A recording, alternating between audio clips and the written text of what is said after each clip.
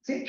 Hola, muy buenas tardes para todas y para todos. Saludo aquí quienes están con nosotros, el director del Departamento de Derecho Constitucional, los colegas que están conmigo y también las personas que están de manera virtual.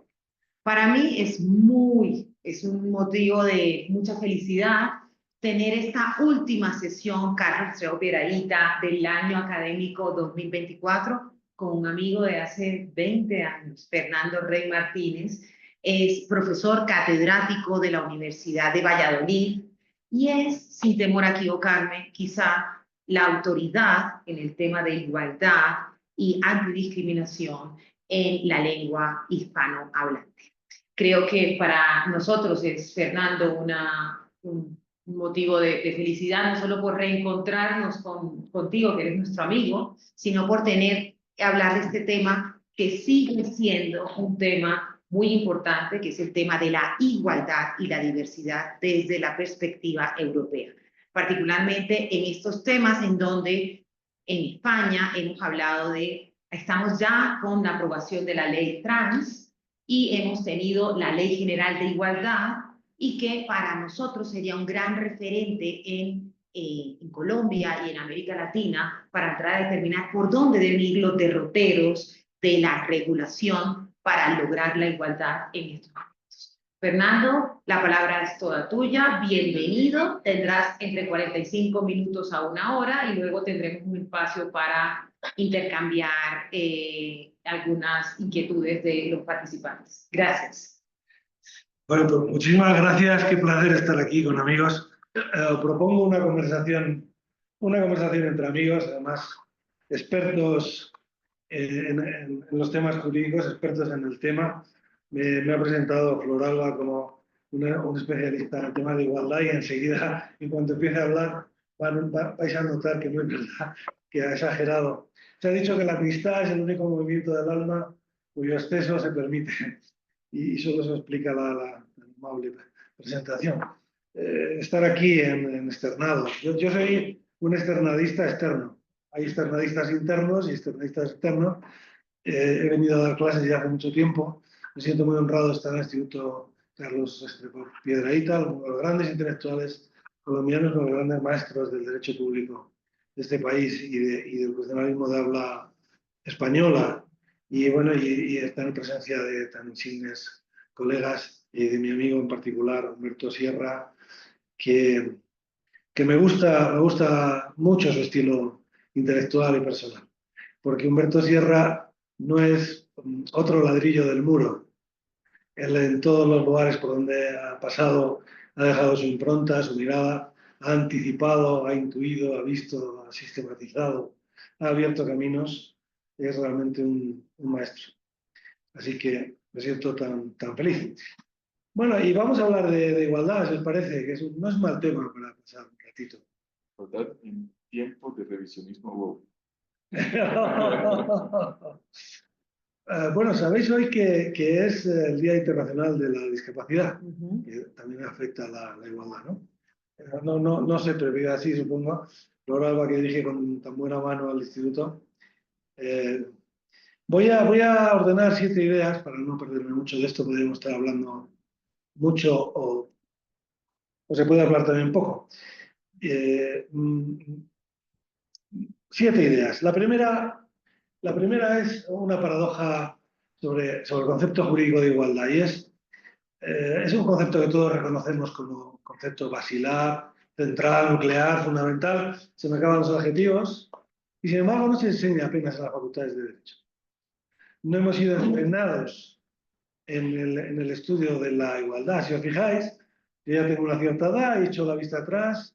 Si me fijo en lo que estudiamos, o todo el grado, y lo que se estudia incluso ahora, en realidad, en los estudios de derecho gravitan en gran medida sobre la idea de libertad, de la autonomía de la voluntad, en derecho privado, por supuesto. Pero luego en el derecho público, la idea de la igualdad, ¿cuándo se trata? ¿Cuánto tiempo se trata? ¿En qué tema? En los derechos se pasa por encima. ¿Cuánto tiempo se habla de sujetos, de discapacitados? ¿Cuántos minutos se dedica en una carrera de derecho aquí o en Valladolid o en Berlín? ¿No? O en Harvard. ¿Cuántos? La igualdad es un concepto tan adorado como ignorado.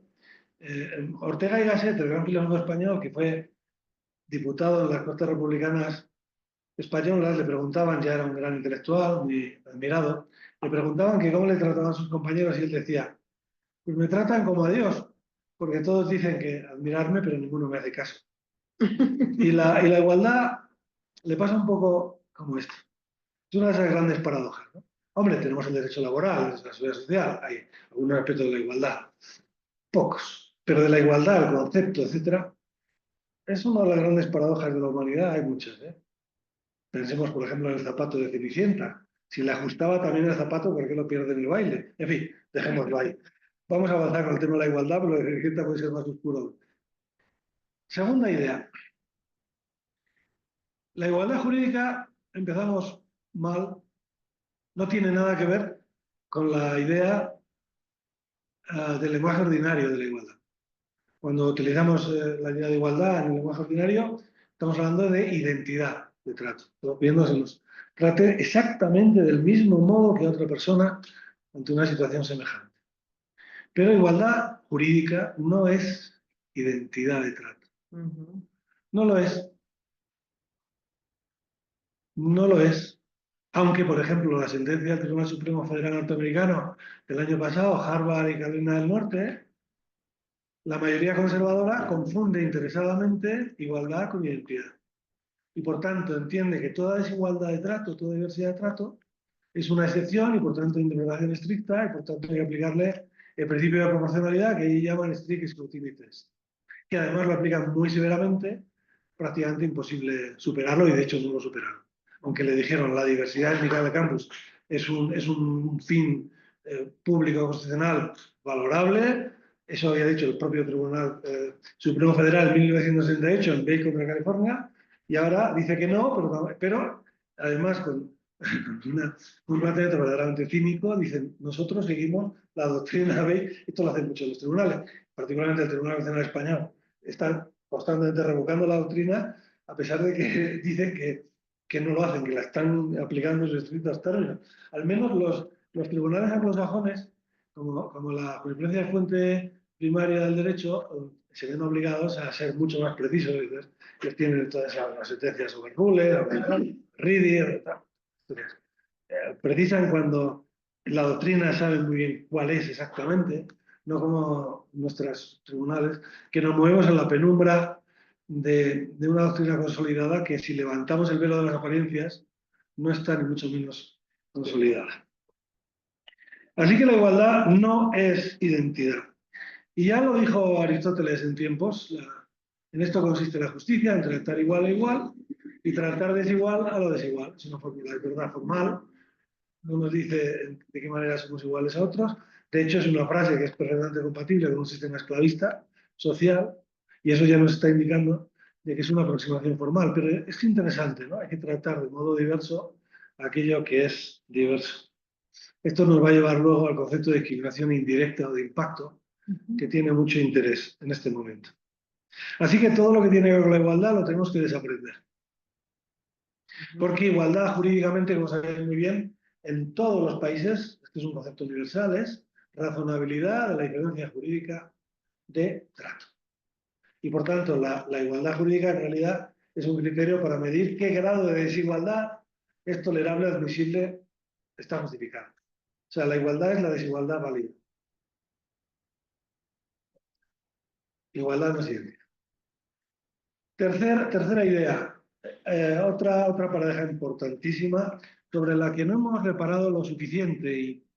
Y fijaros, yo llevo mi lección de titular fue en el 95 sobre la igualdad de género en España y llevo desde el 95 escribiendo estos temas y me he dado cuenta el año pasado.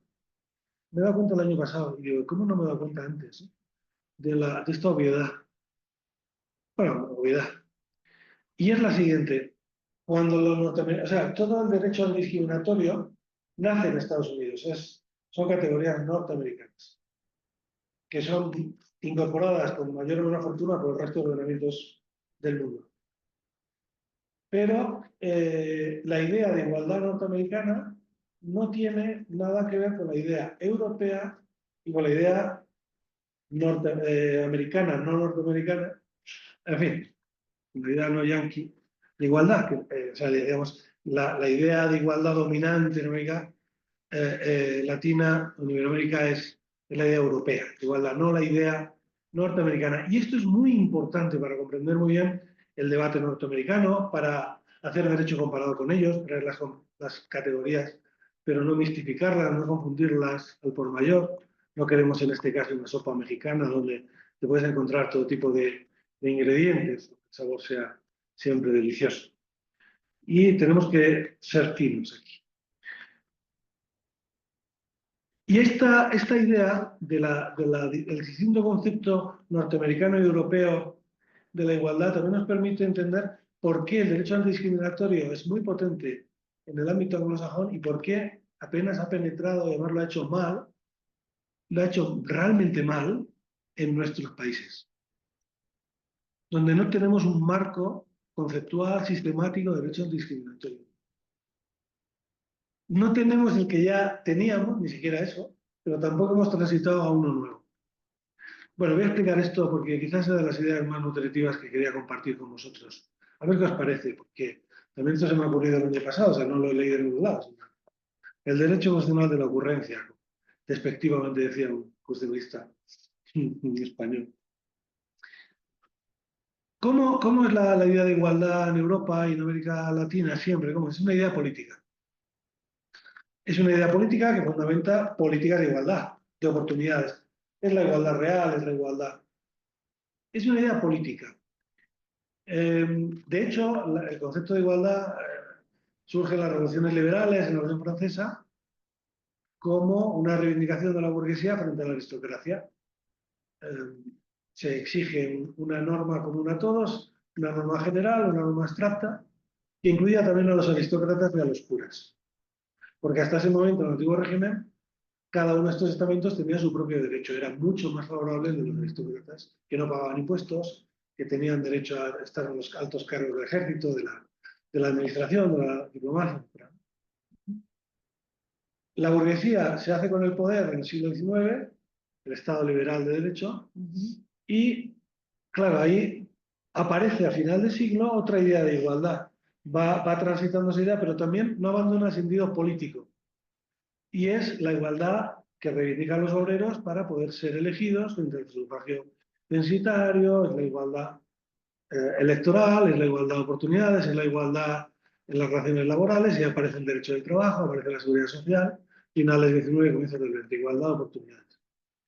Claro, yo os reto a lo siguiente: encontradme una sentencia colombiana o española del siglo XIX o del siglo XX antes de 1978, en vuestro caso antes de 1991, una sola sentencia de cualquier tribunal colombiano que utilice el concepto jurídico constitucional de igualdad, que ya se recoge desde el siglo XIX, para fundamentar un fallo, para dar la razón a alguien. No la vais a encontrar, porque no es una idea jurídica, es una idea exclusivamente política. Ahora, como soy muy listo, le contaré, pues mira, aquí tengo 80, pero bueno, como no las tenéis a mano, voy a valerme de esta inmediatez. No la vais a encontrar. Esta es la tradición europea. ¿En qué desemboca esa tradición europea de la igualdad como igualdad real de oportunidades? En el Estado social. En el Estado social. El Estado interviene activamente en la vida social para nivelar las condiciones de vida. Claro, el Estado social es un principio jurídico.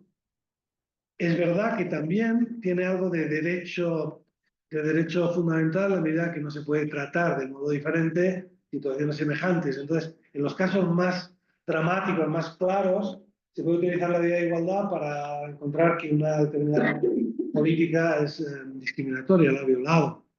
Pero eso es casi como un iceberg de seguridad. Va a ser muy pocos casos y además muy recientes. En España, por ejemplo, el Tribunal Nacional utilizó esa idea de igualdad para otorgar la pensión de viudedad a las viudas de los militares de la Segunda República, que no se las daba, y sí se les daba la pensión de viudedad a los militares del franquismo, ¿no? O también se utilizó, por ejemplo, una idea importante en relación a la impuestos a la renta de las personas físicas, En fin, no voy a contar la historia por hacer el cuento corto, pero solamente son casos escasos y que en realidad la igualdad viene a coincidir con ¿qué? Con otro principio constitucional, que es la interdicción de la arbitrariedad, la prohibición de la arbitrariedad de los poderes públicos. Pero en lo demás, igualdad equivale a Estado social, es decir, mandato de optimización a los poderes públicos, a los legisladores, a los gobiernos, para que en la medida de sus posibilidades pues maximicen los derechos sociales. Y los derechos sociales, claro, llevan en sí mismos su big bang, es la igualdad real, educación, sanidad, derechos laborales, seguridad social. Esta es la tradición europea y de América Latina. ¿Cuál es la tradición norteamericana? En Estados Unidos no han conocido nunca la idea de igualdad real, la igualdad de oportunidades, el Estado social. También os reto a que me busquéis una sola constitución del gobierno de Estados Unidos que reconozca el Estado social o la igualdad real o los poderes públicos promoverán la igualdad. Eso directamente allí es comunismo. Bueno, no digo de Trump.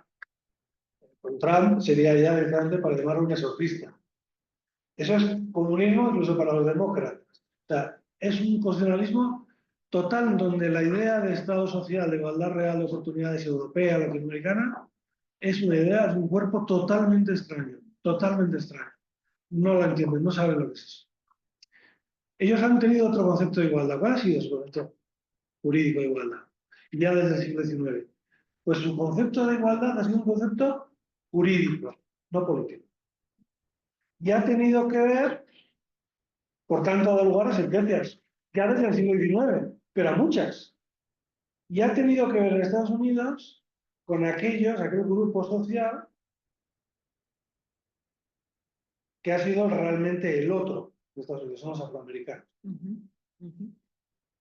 Fijaros en esto, porque la idea europea de igualdad y americana, no yanqui, es una idea jacobina de igualdad. Es una igualdad en la que todos, que nos acoge a todos, desde la idea de la igual ciudadanía, nacionalidad. Una idea jacobina de identidad, tendiendo a la identidad. Mientras que para los estadounidenses la idea de igualdad más bien va a ser el fruto del equilibrio inestable entre grupos sociales, la mayoría blanca y los afrodescendientes. Y ha sido clave en la historia nacional norteamericana. Años 60 del siglo XIX, su guerra civil, Espoleta, la abolición de la esclavitud, aunque había evidentemente otro tipo de causas más profundas.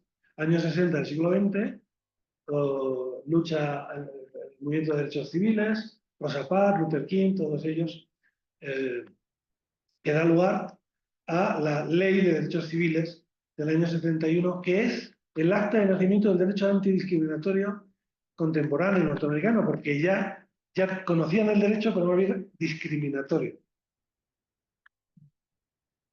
Porque claro, ellos abolían la esclavitud, pero se inventan todo tipo de expedientes jurídicos, técnicas, para seguir tratando a los negros como esclavos. Social. La doctrina separados por iguales, de la famosa sentencia Plessy contra Ferguson en 1995. Un señor que va a un tren y se sienta con los blancos, y era casi blanco. Él dice que solo tenía un 15% de negro. Que no sé cómo lo mediría eso, no sé qué tipo de... Sí, haría de moreno. A simple vista no se vería.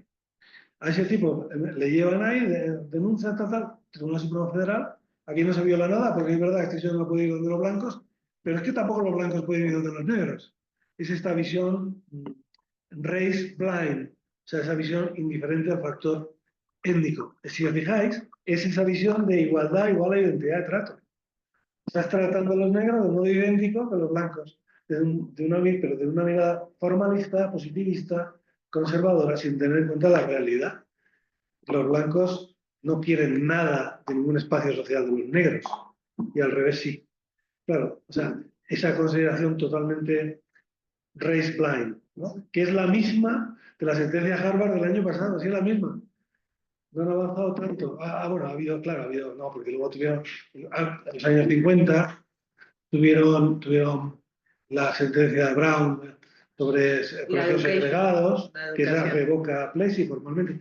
Pero fijaros, la otra paradoja de la igualdad, hay muchas paradojas de la igualdad. Y es que el derecho discriminatorio lo crean los norteamericanos, que son los primeros en negarlo sistemáticamente. Curioso. Bueno.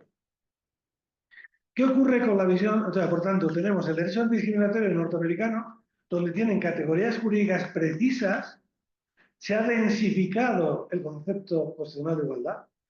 La prohibición de discriminación es prohibición de discriminaciones directas y prohibición de discriminaciones indirectas. Eso ni nos lo olíamos en el otro lado del Atlántico o por debajo del Río Grande. Y nosotros teníamos el Estado social. ¿Qué ocurrió? Ocurrió que en los años 90, bueno, ya en los 70, Gran Bretaña imita el modelo norteamericano y crean en Inglaterra dos consejos para asegurar la igualdad racial primero y sexual, bueno, sexual primero y racial después, en Inglaterra, copiando el órgano que habían creado en Estados Unidos, un órgano de defensa de la igualdad, defensa de las víctimas, Gracias. en ámbitos laborales. Y también en algún otro ámbito, por ejemplo, de empresas que ofrecen servicios al público, etc. Entonces, los ingleses y los irlandeses copian a los yanquis.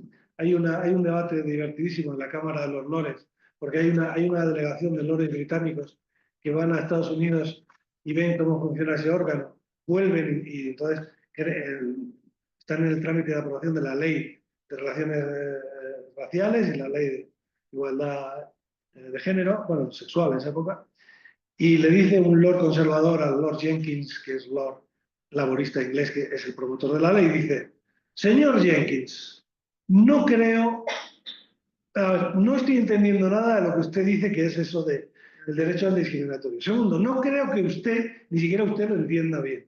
Tercero, si yo lo entendiera tampoco me iba a gustar. Sí, es bueno. Pero el caso es que se aprueban las leyes y crean ese modelo. Ese modelo norteamericano que reciben ingleses e irlandeses lo recibe la Unión Europea. Paquete de directivas de igualdad del año 2000. En la Unión Europea, derecho al discriminatorio por 6 rasgos, que son el género, la raza, que no es raza, luego hablo de esto, para aclararlo, el género, raza, edad, discapacidad, orientación, identidad sexual y religión y convicción. Estos son los 6 rasgos.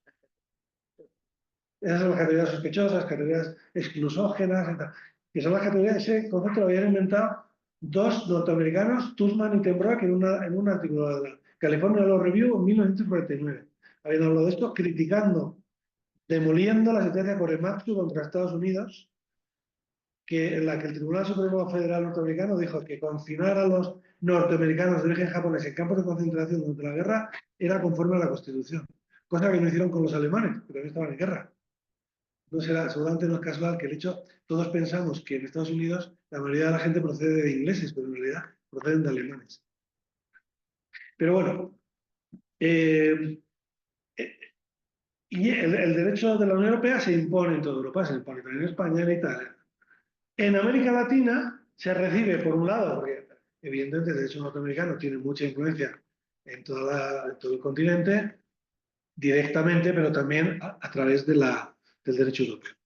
Y entonces en la América Latina se empieza a recibir las categorías. Hace 25 años, 30 años, nadie hablaba de discriminación directa, indirecta, de discriminación positiva, que ahora lo diré una palabrita sobre esto. Nadie hablaba de esto. ¿Qué era eso? Y se hablaba en relación al sexo, pero no en otras cosas. Se van trayendo como apuntes, pinceladas, pero ¿qué ocurre? No se hace, llevamos ya tantos años y seguimos careciendo, también en España, y aquí en Colombia, que no lo sé, seguimos careciendo de un marco conceptual sistemático de derecho antidiscriminatorio. Aquí en Colombia hace falta un libro que se llame Derecho Antidiscriminatorio Colombiano, que recoja sistemáticamente todo el derecho antidiscriminatorio, todo él. Bueno, en fin, cuarta idea. ¿Y qué es esto del derecho antidiscriminatorio? ¿Por qué? ¿Por qué? O sea, no, bueno, perdona, una cosa. Es decir, que el derecho norteamericano, o sea, el derecho europeo se ha norteamericanizado, y o sea, nos hemos hecho todo medio norteamericanos de aquella manera, sin tener muy claras las categorías, vamos moviéndonos, pero el derecho norteamericano también se ha europeizado, aunque allí es minoría. Por ejemplo, hay un autor que se llama Owen Fish, que dice que, claro, porque allí, bueno, no me voy a meter, lo dejo para. lecturas complementarias. No quiero detenerme justo en esto, pero se ha europeizado un poco, aunque en este momento no. La Corte Suprema Federal es claramente contraria al derecho discriminatorio que ellos mismos crean, ¿no? Pues ellos, por ejemplo, tener en cuenta el factor étnico a la hora de admitir alumnos en la Universidad de Harvard o en Carolina es una garantía contra las discriminaciones indirectas. Ellos inventaron el concepto de discriminación indirecta, pero no lo aplican y dicen, no, aquí tratamos de modo idéntico a todos. Y si tú tienes en cuenta la raza, estás en realidad discriminando a la raza mayoritaria. O sea, es cómo utilizar el derecho antidiscriminatorio para privilegiar a los que ya están privilegiados. ¿Cómo no entender nada? ¿No? Bueno, sí, lo entienden, o mejor dicho, lo entienden bastante bien, ¿no? Vale. Bueno, ¿qué es esto del discriminatorio? ¿Por qué dentro del campo de la igualdad? Porque, claro, nuestros países tienen derecho al discriminatorio, pero seguimos con el derecho tradicional de igualdad y del Estado social. ¿Cómo? Y de hecho nos parece más importante, y por eso en muchos contextos tú vas a hablar de derecho discriminatorio y dices, hombre, a ver, tú me hablas de sentencias, de casos individuales, y yo hablo de estructuras, yo hablo de derechos sociales, yo hablo de Estado social, como si fueran incompatibles, digamos. No está bien encajado esto, la igualdad real con la discriminación. O sea, ¿qué relación tiene el derecho discriminatorio en sentido estricto dentro del derecho general de igualdad, que sigue subsistiendo? ¿Cómo encajan estas muñecas rusas? Porque ahora mismo no encajan ni siquiera a presión, ¿no? ¿Cómo encajan? Pues el derecho discriminatorio es una parte del derecho de igualdad, no está en contra. Una parte del derecho de igualdad, y tiene que ver con el derecho de igualdad de oportunidades. Claro, por la igualdad real. ¿Sabéis quién es muy lúcida en esto? A mí me gustó mucho, Nancy Fraser. Nancy Fraser tiene un diálogo con Ansel Hornet, que es un marxista clásico. Y Ansel Hornet dice, a ver, no nos perdamos, lo justo, la idea de justicia, la idea de igualdad real, la idea de justicia, es redistribución económica. Sigue siendo la pobreza. Unos tienen mucho, otros no tienen nada. No nos perdamos con esto del reconocimiento de las diversidades, de géneros, de historias. Aquí, la pobreza, esa es la cuestión. Pero claro, esta Nancy Fraser, de un modo que a mí me parece muy lúcido, dice, pero claro que el tema sigue siendo la redistribución. Pero el problema es que no va a haber una redistribución de verdad mientras las políticas públicas no valoren la diversidad de la gente. O sea, si tú no tienes en cuenta cómo están las mujeres en relación al mercado de trabajo, en relación a la educación, si tú no tienes en cuenta esa diversidad, si no tratas de modo diverso, tú no vas a avanzar significativamente en la redistribución. O sea, la justicia es redistribución, sí, pero también es reconocimiento de la diversidad cultural, de género, de otro tipo. Sin ese reconocimiento, no avanzamos en lo otro. Están excluidos, porque están excluidos totalmente. Hay sectores ¿no? Si tú no tienes en cuenta a los discapacitados, desde su discapacidad, de las barreras sociales que se enfrentan, tú no vas a poder hacerles avanzar significativamente si tú les tratas de modo idéntico que a cualquier otro trabajador. De nuevo, la identidad. No. No. Y por otro lado, sí. Por eso el discurso de la igualdad no es para tontos. Porque requiere un juicio complejo. Porque hablar de igualdad es hablar de identidad. O sea, todos tenemos que ser tratados de un modo idéntico para no ser inferiorizados. Pero hablar de igualdad es hablar también de la desigualdad, de la diversidad, de la diferencia. A todos se nos tiene que reconocer la diferencia para no ser desnaturalizados. Son las dos cosas, son las dos y al mismo tiempo. ¿No? Os dais cuenta, el juicio es mucho más complejo, pero más porque la realidad es compleja.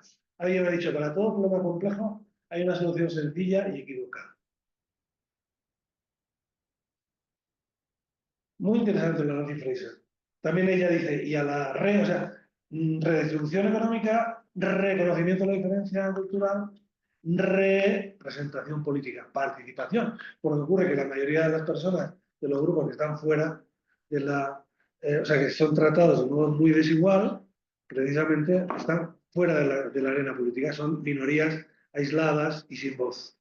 No son ciudadanos, no hay democracia de calidad. Tienen un déficit de ciudadanía, si están excluidos. Tú toda la gente que pide, toda la gente tal, todas las minorías que están ahí en la cláusula nacional de...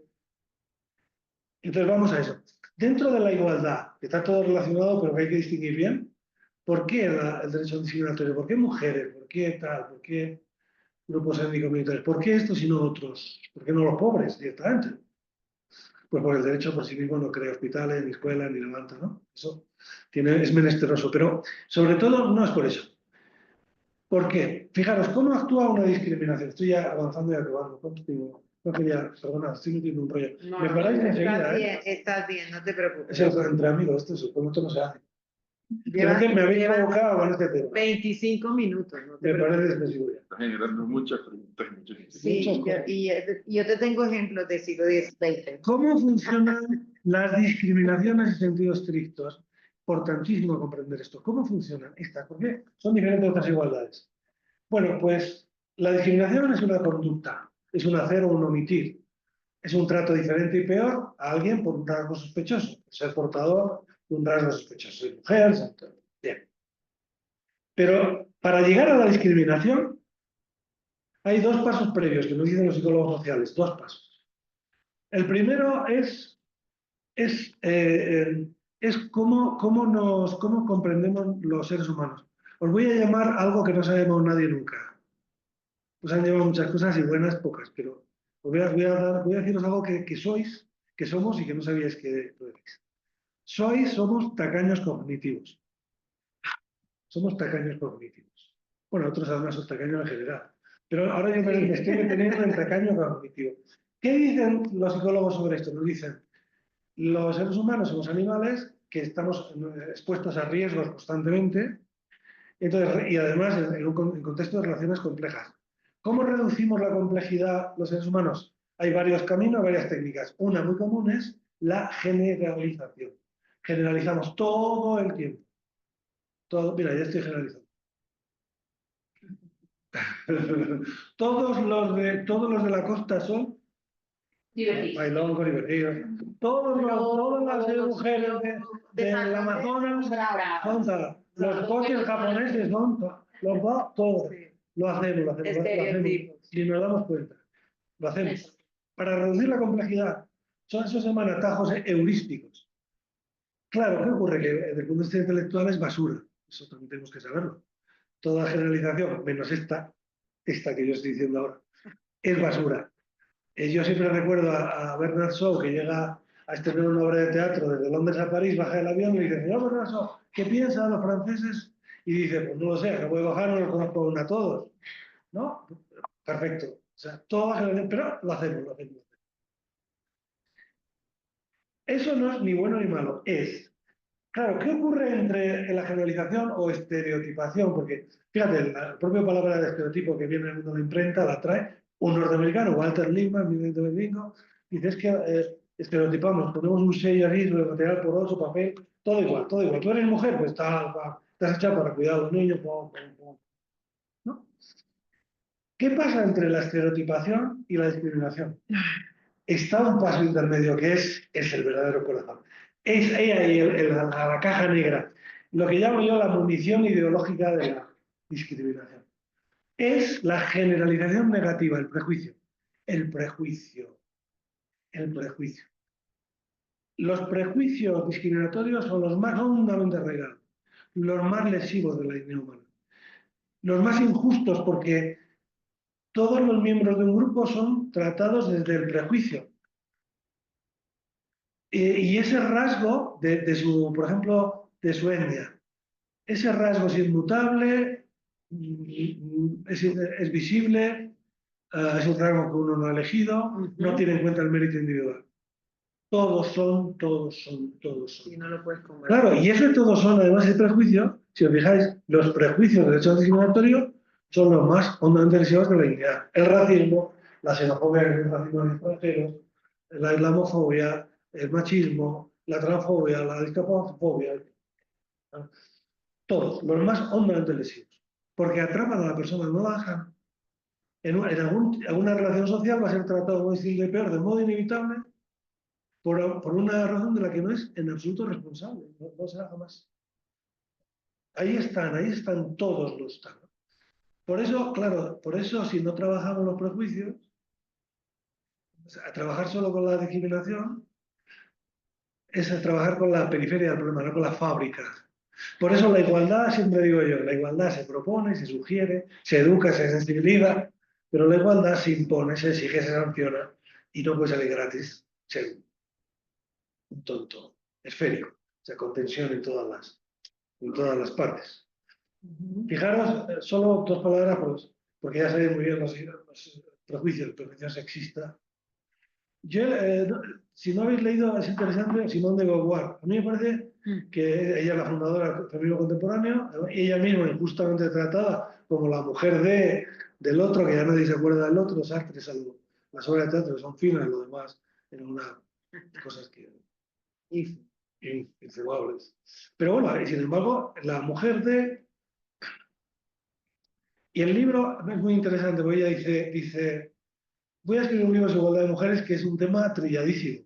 En 1949, y ella dice una cosa totalmente provocadora, porque ella tuvo la valentía de decir, a ver, ser mujer no viene determinado por la biología, que era la idea tradicional todavía en la iglesia. Todas las iglesias, si tú tienes hijos, lo normal, pues estás hecha para cuidar. Todo lo demás era en función de eso, porque tu biología te determina tu función social, tu rol. Claro, ella es la que distingue sexo y género, claro, el rol. El rol social no puede venir de la biología, y ahí también se levanta contra todas las ideologías tradicionales, pero también con un cierto darwinismo biológico, un determinismo biológico, ¿no? Ella se levanta también con los marxistas, y el marido marxista ya en un momento coquetea, tal. Porque ella dice, no, ser mujer no viene determinada por la clase social, pero las mujeres de las clases sociales altas también están oprimidas. Se atreve a decir esto, cosa que en ese tiempo era, o sea, es realmente muy valiente. Ser mujer no depende de tu clase social, no depende de tu biología. Y se opone a la psicología, a la psiquiatría, a Freud en ese tiempo, que estaba en pleno auge. Y dice, claro, ser mujer no es, o sea, tu psicología diferente no te determina lo que eres mujer. Entonces, eso de las neurastenias, en fin, la pasión, la mujer pasional, el hombre racional, cosas, bueno, la envidia del pene y todas las historias. O sea, ni la biología, ni la psicología, ni la clase social determinan la feminidad. Porque por eso ella dice, ser mujer no se nace, se hace. Son los roles sociales. Y esos roles no pueden ser determinados por esto, ¿no? De ahí la educación. Vale. Fantástico. Me parece maravilloso. Sobre la raza, fijaros el error de la raza. No sé si os habéis dado cuenta de esto, de otra paradoja. No hay razas, porque biológicamente, y ahora lo sabemos ya con toda exactitud, una vez que han descifrado el ADN, el genoma humano y tal, solo hay una raza de homínidos en la Tierra que son los sapiens. Yo llamo sapiens presuntamente sapiens. Pero en un tiempo los sapiens convivimos con otros homínidos, con los neandertales, los últimos, pero con otros. Los neandertales, estiquieros. Convivimos un tiempo. Eso es fantástico. Los antropólogos, yo recuerdo, leí algo de ellos hace 20, 30 años, decían, no se hibridaron, no había sexo. Y yo pensaba, hombre, los sapiens viven con unos que parecen humanos como ellos y no tienen sexo, no son sapiens. Sí, y entonces han dado un Nobel de Medicina a un antropólogo que ha demostrado científicamente que hubo hibridación y que una gran parte de sapiens, sobre todo europeos, tenemos una parte de ARN neandertal. No sé si será por eso que ahora se está rehabilitando al neandertal. Antes el neandertal era el tonto del pueblo y ahora... Yo ya, o sea, quiero decir, dicho de otra manera, que si yo llego a poner lo que dice ese médico, pero con esas fórmulas obtrusas, en una revista me dan el Nobel, pero no lo hice, perdí el tiempo. De todos modos ya sabía que se habían hibridado porque en Burgos hay unas reproducciones de neandertales y hay uno que es exactamente igual que un tío mío. En fin, solo hay una raza, que es la humana, de homínidos, ¿no? Pero el racista piensa que hay diferentes razas, por el color de la piel, por lo que sea. Primer error, de poner un cero en biología. Segundo error, porque hay tres errores. El racista comete, porque no hay razas, pero sí hay racismo. Así que el racista comete tres errores concatenados. El primero es pensar que es raza. El segundo, que unas razas son superiores a otras. Claro, este es el racismo. Que eso, porque uno podría decir, sí, hay razas distintas, pero bueno, somos iguales, es verdad, ¿no? Las diferencias serán individuales. No, claro, el racista piensa que unas son superiores a otras. Y el tercer error del racista, el más sorprendente, el peor, más grave de todos, siendo los otros dos muy graves, es que el racista siempre se coloca en la raza superior. Esto es lo que más me llama la atención, porque si hubiera razas que fueran superiores a otras, un racista sensato se declararía intelectual y moralmente en la raza inferior. Porque efectivamente, si no habiendo razas, ser racista es ser un perfecto cretino. Hay gente para la cual el adjetivo idiota no es un insulto, es una tímida descripción. Un triple malentendido.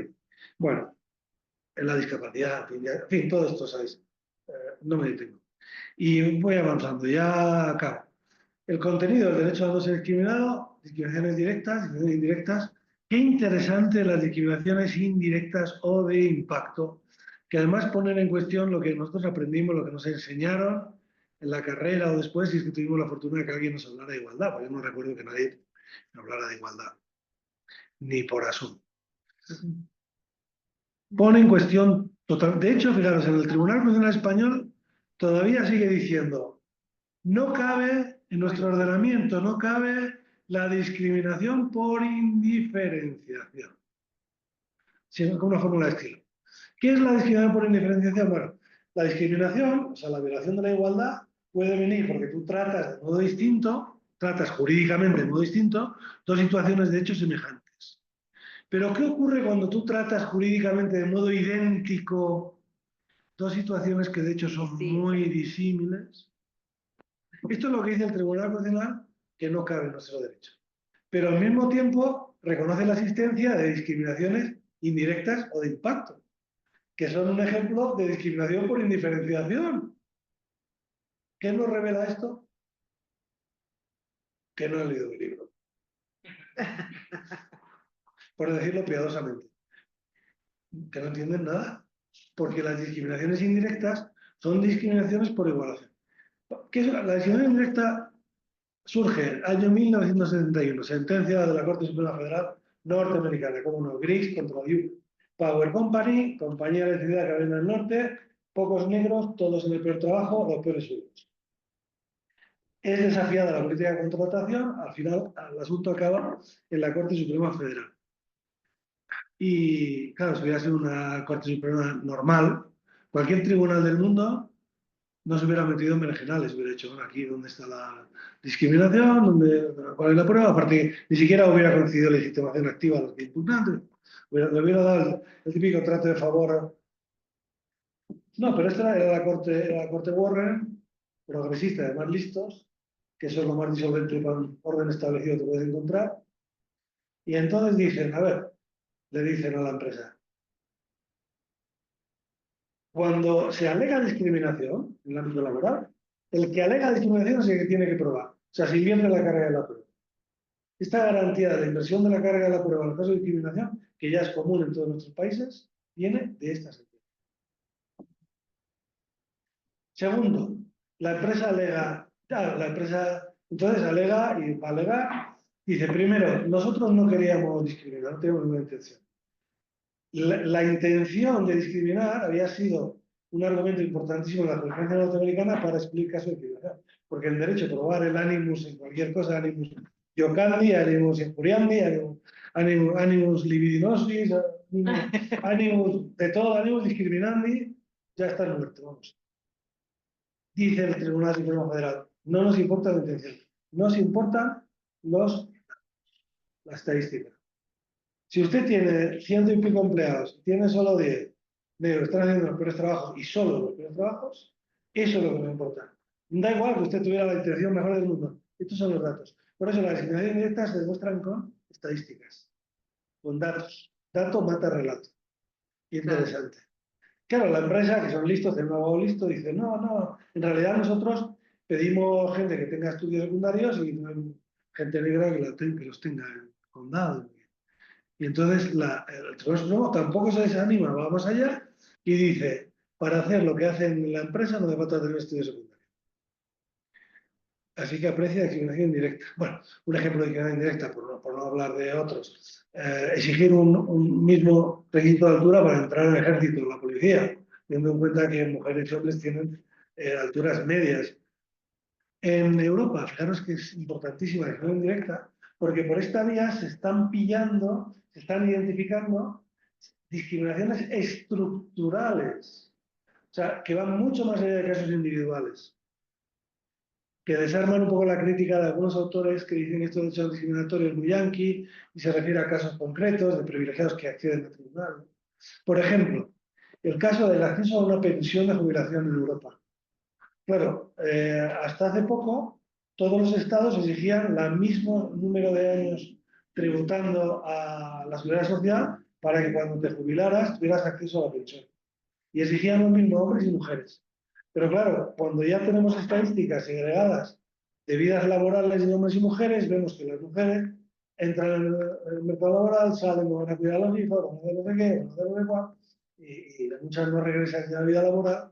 Claro, si tú exiges el mismo número de años para tener acceso a la pensión, tú estás tratando de modo idéntico dos situaciones que de hecho son diferentes. Claro, es que la discriminación directa es una puerta en la que irrumpe las situaciones de hecho, claro, es algo muy disolente de lo establecido. Y digamos, un planteamiento conservador, positivista, formalista de derecho, bueno, esto es intolerable, ¿no? O sea, que es un concepto que creo que es muy interesante. Y bueno, ya por acá, deciros, lo de las acciones afirmativas viene del lío, aquí hay un lío, es un carajal. La propia denominación, acciones afirmativas, liquidaciones positivas, acciones positivas. El lío viene primero porque viene de Estados Unidos, como todo derecho discriminatorio. Affirmative action, sabéis, en los años 70, siglo XX, lucha de movimientos de derechos civiles, o sea, está todo relacionado. Y entonces, Kennedy, la administración, obliga a las empresas que tienen contratos con el Estado federal a contratar un porcentaje de negros, hispanos, tal. Primera vez que se habla de acción afirmativa, que la Corte Suprema Federal Norteamericana lo valida. Es un trato diferente y mejor a alguien que de hecho está peor por proteger a un grupo colectivo, pero eso perjudica, viene a perjudicar a alguien del grupo mayoritario. O sea, las acciones afirmativas, entendidas como discriminación positiva, serían una acción positiva, pero al mismo tiempo una discriminación directa. Por eso son de interpretación restrictiva. ¿Cuál es el problema? El problema es que aquí los norteamericanos no tienen la idea de igualdad de oportunidades o de igualdad real que tenemos nosotros. Nosotros creemos que la acción positiva, o sea, cualquier trato diferente y mejor a quien de hecho esté peor, es válida. Es que nuestras constituciones lo piden. Una beca de estudios, una ayuda a quien no el Estado social. Es acción positiva. Trato diferente y mejor a quien de hecho está peor. O sea, pero en Estados Unidos no tienen esta visión, no saben lo que es una acción positiva. Porque, entre otras cosas, las políticas, bueno, a ver, tienen algunas políticas de igualdad de oportunidades, pocas, escasas, con dificultades, pensadas en lo vamos a crear, pero básicamente, digamos, las políticas de igualdad de oportunidades las hace el mercado, la empresa, perdón, las particulares, a los que desde el punto de vista fiscal se benefician. O sea, de alguna manera se fomenta por el Estado, pero no directamente. Pues, no. Porque ellos tienen esa idea puritana calvinista de la riqueza como de la pobreza, o sea, del perdedor o ganador no es un concepto católico de nuestra cultura, que es una cultura secularizada. O sea, la cultura católica, el que tiene un problema, el pobre, el que tiene dificultades, debe ser objeto de cuidado, atención, de compasión. Pero para ellos, el que es pobre, como sabéis bien, es que han malgastado los recursos y oportunidades que desde niños les han ido presentando. Es un loser, pero es responsabilidad suya. Es que la pobreza de este sujeto es culpa suya, esa es la idea que tienen ellos. Por eso la sociedad no debe gastar $1 en alguien que no se merece. O sea, le ayudará si se ayuda a él, pero si no, no. O sea, claro, por eso no tiene una acción positiva y por eso lo de la sentencia de Harvard y tal, claro, no hablan de acción positiva, hablan de discriminación positivas, porque es una excepción a la identidad de trato, por motivos raciales. Claro, van directamente al estándar más severo y se olvidan de. Nosotros podemos jugar con la acción positiva, es decir, que nosotros cuidado con traer el debate norteamericano de las acciones afirmativas, porque para nosotros la acción afirmativa es discriminación positiva, como es para ellos, pero también la acción positiva, que ellos no tienen ni idea. Y la acción positiva es válida y no se discute. Solo es problemática la acción, la discriminación positiva, es decir, la que provoca un perjuicio directo a nadie, que es muy rara, son escenarios muy raros. Hay algunas jurisprudencias de la justicia de Luxemburgo, por ejemplo, la sentencia Calanque, en orden a ascender, había una ley que favorecía a las mujeres, al final un hombre no entró, y luego, en fin, tal, eso. Y ese es un buen ejemplo, es decir, el señor Calanque decía, oye, yo estoy a favor de la igualdad, pero yo no quiero que sea a costa mía de mis posibilidades de ascender. O sea, porque en ese caso, claro, es una medida positiva para que haya más mujeres directivas en la administración pública, pero conllevaba, en la medida que era una regla de preferencia de la mujer sobre el varón, compitiendo los dos por una plaza, al final el varón no entraba por ser varón. Una discriminación directa por sexo. Pero claro, eso, qué raro es eso. Qué raro, porque incluso ahora hemos comprendido mucho mejor las cuotas electorales de género no son una discriminación positiva, son una acción positiva, o mejor dicho, un remedio para evitar que haya discriminaciones indirectas. O sea, no es una cuota electoral de género, entre otras cosas porque se establece de modo equivalente para los dos sexos. Pero es que además ocurre que nadie tiene derecho o sea, un hombre, porque existe una cuota de género, es verdad que se reduce su expectativa a ser político, pero no se limita su derecho a ser, pues nadie tiene derecho a ser un cargo político. O sea, comprendemos mucho mejor lo que son las discriminaciones positivas y prácticamente es algo residual. Eso es uno de los próximos artículos que tengo que escribir. No existen las discriminaciones positivas. No nos pongamos tontos con esto. Pero bueno, en fin, bueno, me he enrollado muchísimo. Ya, perdonadme. Estoy a vuestra disposición. Muy bien.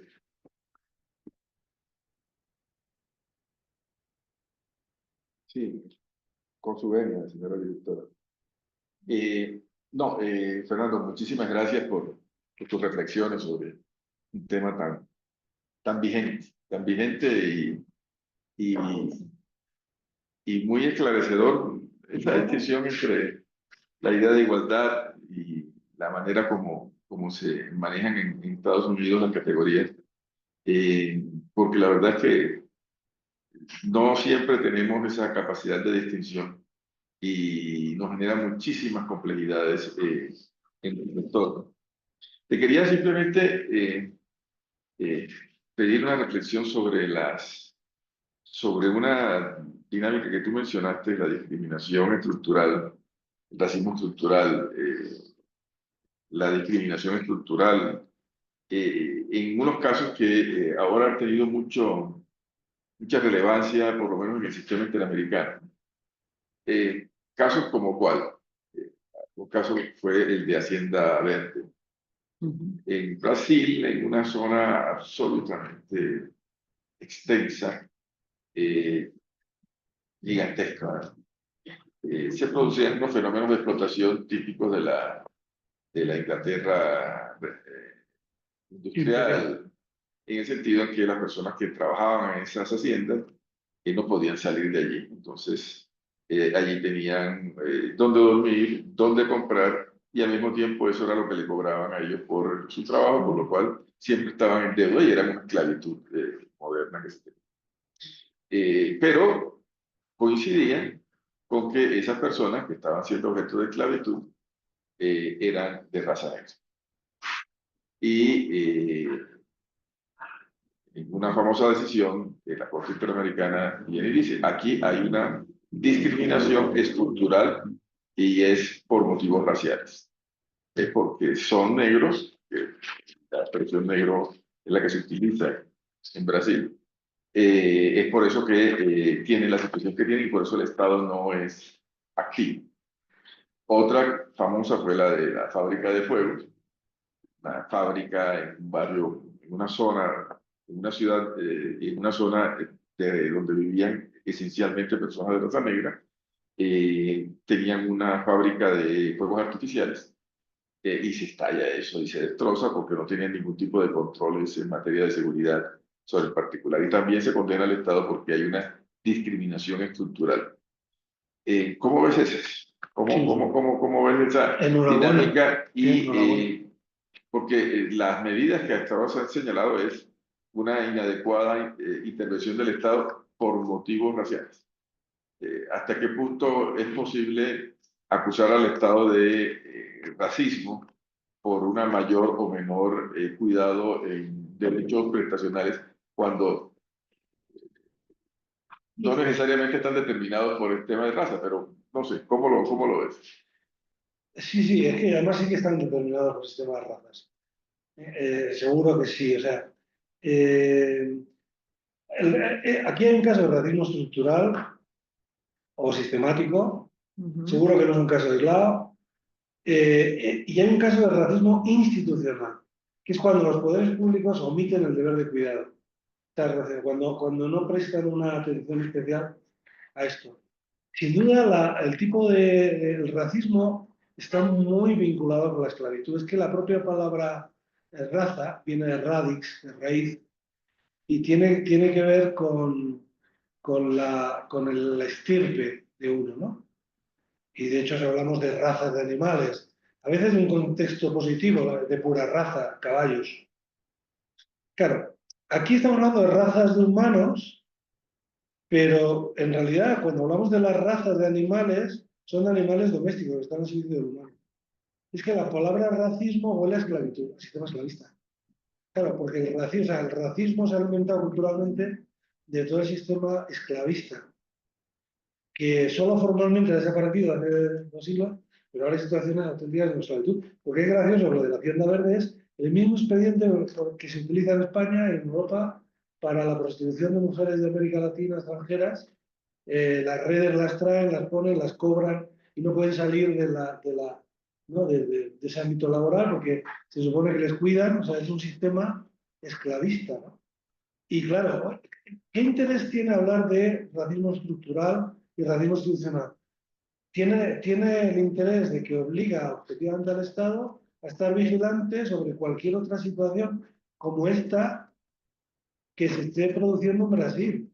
O sea, más allá de esta, o sea, porque evidentemente a las víctimas les vale la reparación que les hayáis dado. Pero claro, hay una consideración objetiva. Y de aquí, de esta manera, por esta vía entra la doble dimensión de los derechos, la subjetiva también la objetivo institucional. Y o si quieres, la dimensión de reglas del Estado a las víctimas, pero también la dimensión de principio para otros casos, el Estado vigilante no puede autorizar. Claro, porque si no, no captan la realidad, si no tienes en cuenta el factor racial, no, esto le puede pasar a cualquiera. Le pasa a cualquiera. Es que no le pasa a cualquiera, son ni por los mismos. Muy bien. Y aprovechando una segunda reflexión que quisiera invitarte es lo que en broma te decía cuando estábamos iniciando, igualdad y diversidad en tiempos de revisionismo woke. Entonces, eh, hay una tendencia en estos momentos, y muy particularmente en Colombia por algunos autores, de cuestionar la, el trabajo de singularidad que se ha realizado para identificar regímenes jurídicos proteccionistas para sujetos de especial protección. Y se ha hecho una crítica en el sentido que se está haciendo discriminación con buenos propósitos, pero que se están haciendo es tratamientos discriminatorios que están generando una sociedad segmentada, que por regímenes jurídicos diferentes, particularmente en el tema, por ejemplo, de los pueblos indígenas, con un régimen jurídico diferente, con unos intereses que pueden chocar en contra de la mayoría, todo un debate sobre cómo de alguna manera termina generándose el efecto contrario, y es discriminación para tratar de evitar la discriminación de este tipo de sectores. ¿Cómo ves tú este fenómeno? Que era un tema interesantísimo, claro, es el tema. No solo en Colombia, ahora mismo, ya hace mucho tiempo, hay una cierta cansancio del discurso de la igualdad, ¿no? Que genera molestia, sobre todo, bueno, que genera molestia en los grupos mayoritarios, podríamos decir. El grupo mayoritario estamos siempre tú y yo. Humberto, sí, blancos. Hombre, muy importante. Estamos ahí, pero también en otros sectores de la sociedad. Hay como un exceso. Fijaros, hay un autor alemán, Dellinger, dice, claro, es que en el siglo XIX y XX todo el mundo quería ser igual. Todo el mundo. El discurso de la igualdad era hacia la identidad de trato, ¿no? Pero ahora mismo todo el mundo dice de nivel. Quiere ser diferente, desde ahí reivindica o identifica un pasado de oprobioso, de abusos, de explotación y dominación, y desde ahí intenta pasar por caja para cobrar la correspondiente indemnización. Y efectivamente hay un cierto problema con eso. Y también, como no tenemos un marco potente, sistemático, hecho discriminatorio, ¿qué tenemos? Tenemos el derecho de igualdad de las mujeres, que ha crecido gigantescamente. Yo trabajo mucho en España en la igualdad racial. Estoy en una fundación que se llama Setao Gitano. Los gitanos son una minoría importante ahí, casi 1 millón de españoles. Tenemos casi 50, pues 1 millón, no está mal, ¿no? Y tal. Y yo, cada vez que he luchado en el ámbito gubernamental, proyectos de leyes o el Parlamento, había asociaciones feministas que decían que eran hostiles a eso. Porque ellas veían que, por un lado, todo el foco tiene que estar en la igualdad de género, o sea, es como si no hubiera otra desigualdad, al ser esta la primaria, y es verdad que las mujeres son la mayoría de la población, o sea, no son una minoría. Ciertamente es la discriminación más primaria, porque siempre se añade a todas las demás.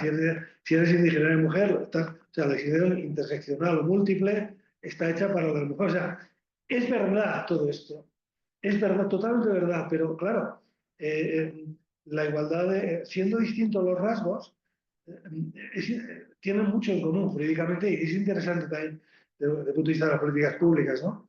De los grupos minoritarios, bueno, total, que sí, y luego pues claro, todo el tema de las minorías y tal, hay un debate quizá excesivamente privilegiado, luego las propias contradicciones del propio movimiento feminista, ahora en España estaban con la prostitución, ¿qué hacemos con la prostitución? La prohibimos, la regulamos, o sea, la reconocemos como trabajo, fórmula alemana, o la prohibimos fórmula sueca francesa. Y ya es verdad que hay un cierto cansancio, pero cuidado, cuidado. Bueno, otra cosa, cuidado con echar la lavadora al niño con la ropa. O sea, con la desigualdad es lo peor, es el cáncer de la sociedad. Y hay excesos, hay abusos, y hay cansancio, hay de todo. Pero la lucha es la lucha y la igualdad no cae como fruta madura.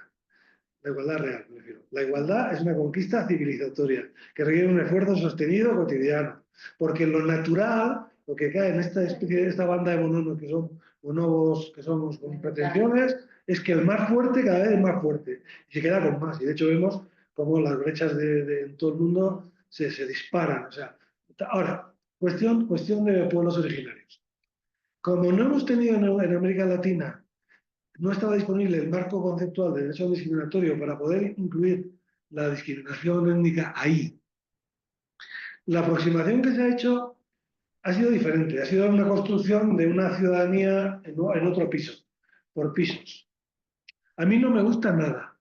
O sea, siendo así que yo estoy a favor de, lo puedo imaginar, no soy sospechoso. Tuve un artículo sobre los derechos políticos de las mujeres indígenas en México. Y eso que apenas, siendo varón, español y tal, me atreví con eso. Por supuesto que la igualdad, pero no estoy a favor de la estrategia de construir una ciudadanía a partir de la propiedad territorial, a partir de unos ciertos derechos históricos. No, no, la ciudadanía tiene que ser única. Y entonces los pueblos indígenas tienen que tener los derechos de los pueblos indígenas, de la diversidad, y también los derechos de ser mexicanos, de ser colombianos. Yo recuerdo en un caso de la Corte, que yo creo que era antes que estuvieras tú, que era de estos de un grupo originario de Ecuador, que había ido a una empresa petrolífera argentina y les había volado la ceiba y todas, por supuesto, reparaciones y todo, ¿no? Pero recuerdo el alegato de la abogada de la Comisión Americana como haciendo un relato del indígena feliz, allí no le contaminemos con nuestras cosas occidentales y no sé qué, o sea, digo, yo estaba alucinado porque yo estaba diciendo, a ver, es que un niño de esa etnia, claro que tiene derecho a sus relatos, a su historia, a sus remedios tradicionales, pero tiene que saber muy bien la medicina, la botánica y tiene que escuchar a Mozart. Claro, porque yo también soy indígena de un pueblo que se llama Valladolid y ahí tenemos una música indígena, que es con una flautín y con un tamboril. Yo oigo eso durante media hora y me entran ganas de asesinar masivamente a todo el mundo. O sea, menos mal que está... A mí me gusta otro indígena de una ciudad italiana que se llama Luca, que se llama Puccini. O sea, haber cuidado con... Porque ese tipo de construcción a veces se dice de progresista, más tonto no puede ser. O sea, de construir... O sea, que es en el fondo, qué bien los indígenas, pero ahí, en su lugar, en las reservas chiles. No construyen ciudadanía. O sea, yo no estoy, pero lo digo con toda radicalidad, no estoy en el modelo multicultural, cada uno por su lado, sino el intercultural, que exige reconocimiento de la diversidad al máximo, pero también reconocimiento de la identidad clara. Todo esta tiene que tener todos los derechos de cualquier niño mexicano. Porque es que, claro, si no, al final, el pueblo de Chiapas, en Chiapas yo no veía ir a México por ningún lado. Ibas ahí, había unos municipios, usos y costumbres. Y yo digo, a ver, cuidado, que algunos son abusos de costumbre, porque las mujeres no pertenecen a la comunidad gitana, no hablan en la asamblea de propietarios y tienen que ser solo los hombres. Cuidado, cuidado, cuidado, cuidado, cuidado. O una cosa así. O sea, no todo lo antiguo, por ser antiguo, es válido. También nosotros, cultura mayoritaria, hemos hecho nuestro esfuerzo en la Revolución Francesa, cosillas así, ¿no? Pelillos a la mar, pero han muerto. O sea, hemos aprendido con muchos litros de sangre que no todo lo antiguo, solo por ser viejo. O sea, una cosa es la tradición que hay que defender y otra cosa es lo viejo que hay que superar.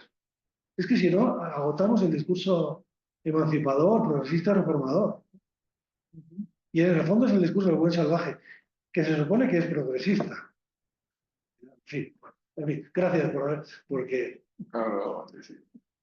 Bueno, muchísimas gracias, Fernando, por esa exposición y esas 7 ideas claves sobre el tema de entender y comprender la igualdad, de diferenciar la igualdad jurídica de la identidad, de determinar también de dónde viene todo este discurso antidiscriminatorio, que es un discurso que se construye por la Corte Federal de Estados Unidos y por todas las doctrinas norteamericanas, y cómo también entender y comprender el Estado constitucional que surge en ese constitucionalismo revolucionario, en la Revolución Francesa, qué pasa con el tema del concepto de igualdad en ese momento y cómo ha ido evolucionando y cómo se han entrado a determinar, que yo incorporaría solo una idea, y es entender que al final no era, porque al final no era la política democrática ni siquiera, sino que estábamos hablando de la representación política en ese momento.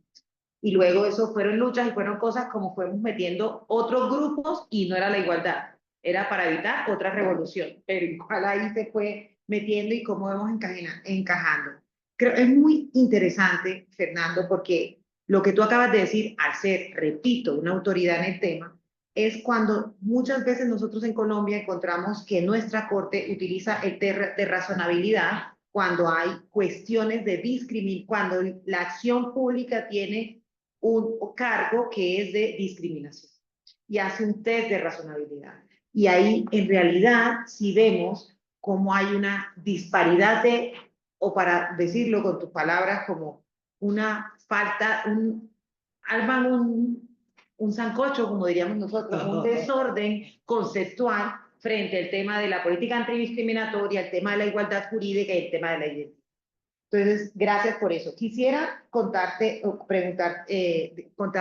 A propósito de la venida de nuestro querido Manuel Aragón el año pasado, hicimos un seminario con él sobre los desafíos del derecho constitucional en este siglo.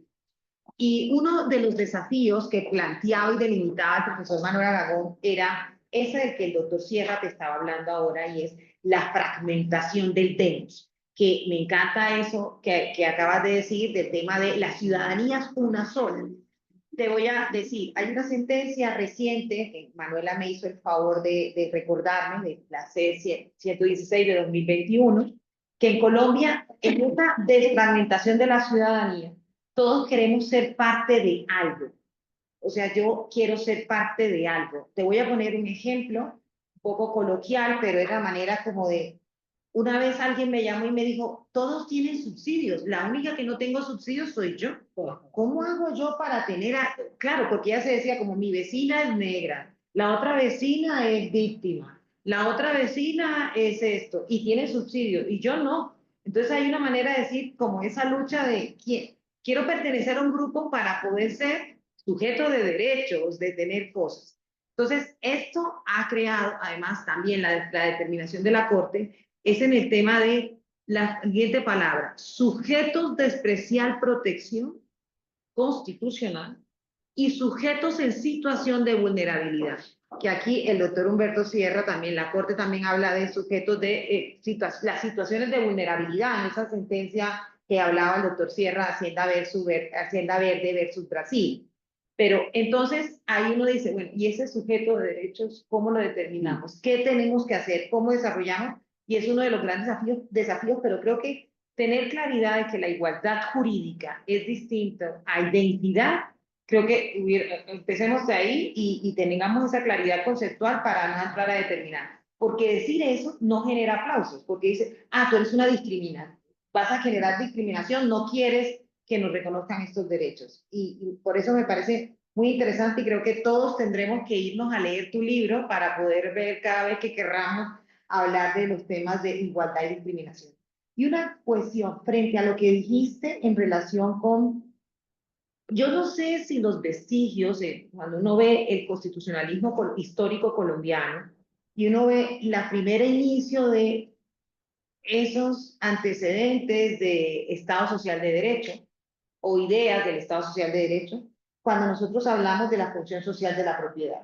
Yo advierto ahí como un primer atisbo, como tú lo ves, de esa idea de igualdad con Estado Social de Derecho. Una primera idea cuando decimos la propiedad tiene que tener una función social. Y creo que cuando decimos la propiedad de una función social, ahí podría haber, no es un juez, pero sí es una reforma constitucional en el 36 que hablaba de eso. Eso tampoco es que haya tenido muchos desarrollos, pero nosotros sacamos pecho que nuestro Estado Social de Derecho del 36, que podía ser. Y una cosa que tú hablabas frente a por qué hay esa diferenciación que me gusta para nuestras clases de derechos en teoría del Estado, teoría de la Constitución, queridos colegas, ¿por qué el modelo de constitucionalismo, por qué el constitucionalismo europeo y el constitucionalismo norteamericano tiene diferencias? Y yo también lo advierto con lo que tú dices, es el tema de la constitución normativa, porque el tema de Marbury versus Madison, todo también uno lo ve y uno dice, bueno, es que aquí los jueces también podían hacer valer el tema de la Constitución. Nuestras constituciones no eran documentos normativos, no eran constituciones normativas. Y creo que ahí también por eso el desarrollo de la igualdad, el encuentro de pronto, no sé si es una locura lo que estoy diciendo, el desarrollo de la igualdad adquiere en Estados Unidos un desarrollo de unos niveles. Bueno, eso como, no sé, para despertar de ti algún comentario, decir, Flora, lee más esto sobre discriminación, pero quiero decirte que nos acompañan funcionarios altas funcionarias de la Procuraduría General de la República, que es una experta, querida Sonia Telles Beltrán, que es una experta y además ha venido a hablar aquí de igualdad, de la paridad en la administración pública, entonces la tenemos ahí conectada, también colegas del Departamento de Derecho Constitucional y Diego Escribano, quien está alzando la mano. Diego Escribano es un estudiante que está en cotutela doctoral en nosotros y con la Universidad de La Rioja, con la Universidad de La Rioja. Y también está hablando del tema sobre la pobreza y vino y habló sobre la sentencia que el doctor Humberto Sierra estuvo aquí, fuimos un seminario de profesores con Diego Escribano. Y además tienes la mano alzada para, si quieres, lo abrimos a él y ahí tú dices algo de lo que yo te he dicho y luego le contestas a Diego y de lo que has dicho, todo válido y me adhiero. Pero hablando... Diego, Hola. Diego, tienes la mano, si puedes poner el video para verte, pero te oímos perfecto. El vídeo es que estoy con baja conectividad. Disculpas por no poder ponerlo, pero prefiero asegurarme que os llegue el sonido. Si llega Dale, bien, te oigo perfecto, claro que sí. de acuerdo. Bueno, Fer, es que Sí, la sí, cámara está aquí. bueno, sí, casi me veo bien. bueno, corrijo rápidamente la presentación. Tengo un codirector del externado, finalmente no en Cautela, y estoy en doctorado en la Universidad Carlos III. Dicho Encantado. esto, quiero mencionar, o sea, hay una cosa que dijo, dos cosas que se dijeron que me llamaron especialmente la atención. Una tiene que ver con una nueva categoría sospechosa o no tan nueva, que es sobre la que quería preguntar, y otra sobre la afirmación de que en el sistema constitucional español no cabe discriminación por indiferenciación. Y empiezo por esto último, me llama la atención, yo fui abogado laboralista, litigante, y en la primera jurisprudencia constitucional en temas laborales parecía, o en mi entender, había algunas afirmaciones que parecía que llevaban a una conclusión en sentido contrario. La 3/1983, que hablaba de proceso laboral, hablaba de la necesidad del establecimiento de un trato desigual, y añadía, con la diferencia de régimen jurídico, no solo no hay una contradicción o no solo se opone al principio de igualdad, sino que, y esta es la frase o las palabras que me hacían pensar que podía haber esa exigencia de diferenciación para superar o para respetar el precepto de igualdad, decía la Corte Constitucional, esa diferencia de régimen jurídico, repito, no solo se opone al principio de igualdad, sino que aparece exigida por dicho principio, ¿no? Era en un caso muy específico, era el régimen laboral, donde hablaba de una desigualdad de hecho y que en pos de la igualdad real, de nuevo insisto, decía, aparece exigida por dicho principio, esa desigualdad. Entonces, quería ahí como preguntarte en primer lugar por eso, ¿no? De cómo esa falsa promesa quizás, o parecía una promesa real, pero que hubo una deriva doctrinal o por composición del tribunal, ¿cómo lo explicarías? Y luego, por otro lado, refiriendo efectivamente a esa sentencia Hacienda Brasil Verde, que mencionaba Humberto Sierra, sobre la que hablé hace unos meses, voy a complementar algo que dijo Humberto Sierra, que decía que hablaba de discriminación estructural, pero sin negar que pudiera haber una cuestión interseccional. El punto resolutivo 4 de esa sentencia, que se declaró por 5 votos contra 1, hablaba de que la discriminación estructural histórica, y aquí cito literalmente, era en razón de la posición económica.